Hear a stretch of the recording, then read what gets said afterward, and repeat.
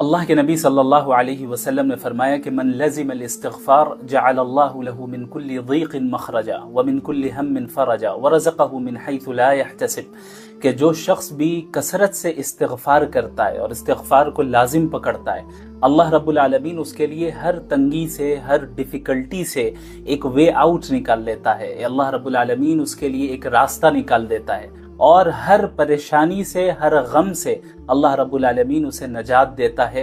وَرَزَقَهُ مِنْ حَيْثُ لَا يَحْتَسِبُ، اور اللہ رب العالمین اسے ایسی جگہ سے رزق عطا کرتا ہے جہاں سے اسے گمان بھی نہیں ہوتا۔ لہٰذا ہمیں چاہیے کہ ہم کثرت سے چلتے پھرتے، اٹھتے بیٹھتے ہر وقت استغفار کریں، اور اس کی میننگ پر غور کرتے ہوئے، ہم تدبر کرتے ہوئے استغفار کریں کہ ہم اللہ سے مغفرت طلب کر رہے ہیں۔ ہم نے جو اپنے پاسٹ میں گناہ کیے ہیں، چاہے وہ چھوٹے گناہ ہو یا بڑے گناہ ہو، ہم سب سے توبہ کر رہے ہیں، اور یہ عزم کر رہے ہیں کہ یا اللہ میں ان گناہوں کو کبھی نہیں دہراؤں گا۔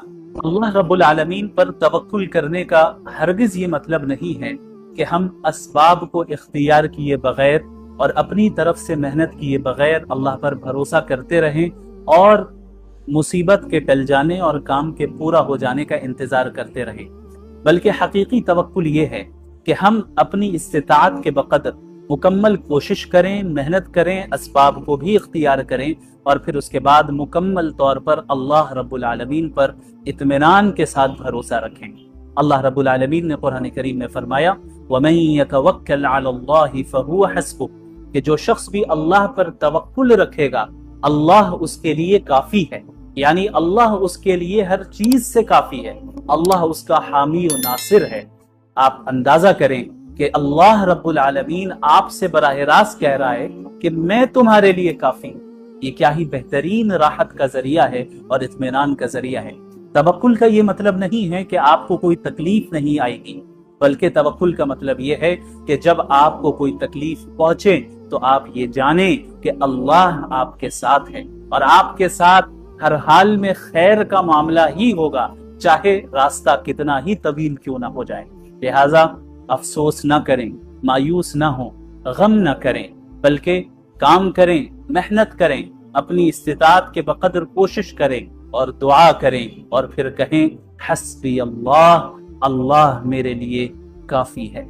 شاید اللہ تعالیٰ اس کے بعد کوئی نیا معاملہ پیدا فرما دے۔ کیا آپ کو لگتا ہے کہ سارے دروازے بند ہو چکے ہیں اور حل بہت دور ہے اور آپ کنارے تک پہنچ گئے ہیں؟ تو اس آیت کو سنیں، لعل اللہ یحدث بعد ذلك امرا، شاید اللہ رب العالمین اس کے بعد کوئی نیا معاملہ پیدا فرما دے۔ اللہ رب العالمین شاید آپ کے حال کو اچانک بدل دے۔ جی ہاں، اللہ رب العالمین اس بات پر قادر ہے کہ وہ آپ کی تنگی کو کشادگی سے تبدیل کر دے، آپ کے درد کو رحمت سے تبدیل کر دے، اور آپ کی مایوسی کو کامیابی سے تبدیل کر دے۔ کتنی بار ایسا ہوا کہ آپ نے کسی لمحے کو آخری سمجھا اور وہی لمحہ آپ کے گمان سے زیادہ خوبصورت آغاز بن گیا۔ لہٰذا اپنے رب پر بھروسہ رکھیں، جلدی نہ کریں، مایوس نہ ہوں، اور یہ نہ سمجھیں کہ دیر ہونے کا مطلب بھول جانا ہے۔ تقدیر اللہ کے منصوبے سے چلتی ہے، اور وہ آپ پر آپ سے زیادہ مہربان ہے۔ لہٰذا جب کبھی بھی دنیا تنگ ہو جائے، اپنے دل سے کہے لعل اللہ یحدث بعد ذلك امرا۔